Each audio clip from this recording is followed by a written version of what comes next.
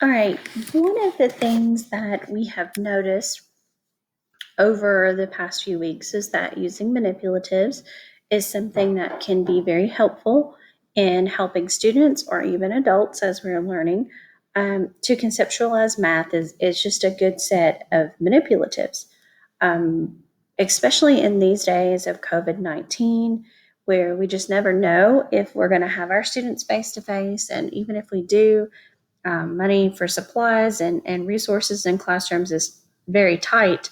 One of the best things you can do is know where online that you can find a quality set of manipulatives. Okay.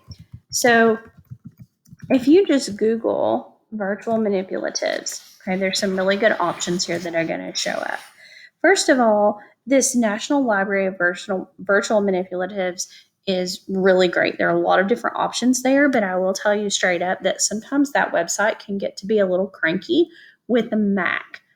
Um, Java, it makes sure that you have Java updated and it's going to run well. If you're going to use that in your classroom, you probably want to give that a good test run prior to the case so that you know it's going to work the way you want it to. And I'll let you dig into that on your own and kind of look at those because this is an older laptop I'm working on right now, and I don't know if it has uploaded Java recently. So that would be something to look at. One of my favorites in terms of basically just being very direct, very simple, and user friendly is this Glencoe site, which I'm going to open it over here because I've already got it open. When you come into the Glencoe site, basically this is what you're going to see, and you can choose manipulatives just to click down, okay? And there are lots of different choices here. You can have algebra tiles, you have base 10 blocks that you can work with.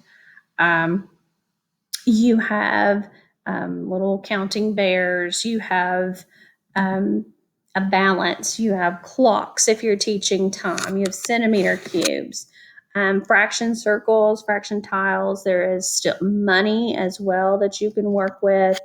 Geoboards. If I was ever going to use a geoboard ever in my classroom, this is the way I would do it. Otherwise, they're flipping each other with the bands. Um, oh my goodness, there's just so much in here. And from time to time, they do add some new things. You have pattern blocks, you have two color counters that you can work with. So there's several different options there. This is a free site, you don't have to pay anything to get to it. Another one of my favorites is the Illuminations website. Okay, so that's not going to show up on this. We would actually have to Google that. Illuminations. Now, Illuminations is the website of the National Council of Teachers of Mathematics. Hopefully, you've remembered them in your reading. But this is just an amazing site all the way around.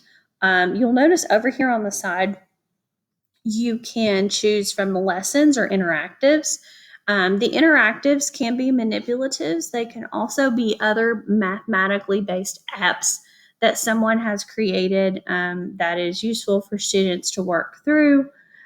So really, really awesome. They are still based on Common Core standards. Remember that even though Kentucky technically does not use the Common Core standards, many of the Common Core standards are identical to the ones we do use. So you could still look those up and have some lessons that it will generate for you and some interactives that come from that. So let's just say I wanted to look at interactives and I want to go grades 3 through 5 and I search. I get a huge list of options here. And this is a coin box for those of you who are working on counting, collecting, exchanging money. That's a really neat little application to do. Um, there is a fraction model one that I really like a lot. This is another website where Flash, you need to make sure that you have Adobe Flash installed and updated and that it has permission to run. If you don't, then this is, of course, not going to work for you or your students. One of the really neat things as we are getting ready to go into data collection in our next few chapters, if you keep going through this, you have a box plotter here, which is a type of a graph that we will be looking at. You also have bar graphers, circle graphers, data graphers, lots of different things in here. I know that when Perhaps I'm trying to draw a graph in my classroom. It takes a really long time, to get it drawn up. Again, this is a website where, like I said, I must not have my Flash enabled. But nonetheless, once it's enabled, I can choose what kind of graph I want to create. I can add information. I can put in titles, labels. It's really a simplified version of Excel. If you've ever tried to create bar graphs or line graphs in Excel, okay, that could take a degree on its own. So, anyway, lots of really, really cool manipulatives on the National Council of Teachers of Mathematics websites. Illuminations is a great site. Lessons that are pre-prepared based off of standards. Just remember, we know that we do not use Common Core standards, but some of them are the same as the Kentucky standards. So you could look up some things there. You have your virtual manipulatives. If you find yourself not being able to teach face-to-face in the fall and you do have students who need those hands-on manipulatives, these are just a couple of ways in which you can get them. Again, both of these are free sites. You don't have to pay anything to use them, but you will have to make sure that students understand Java and Flash are usually a necessity for both of those websites. I haven't had too much of an issue with Blendco, though. That one's pretty straightforward and pretty direct. And I think it has a lot of the basic manipulatives that we are used to using in our classrooms. All right, thank you.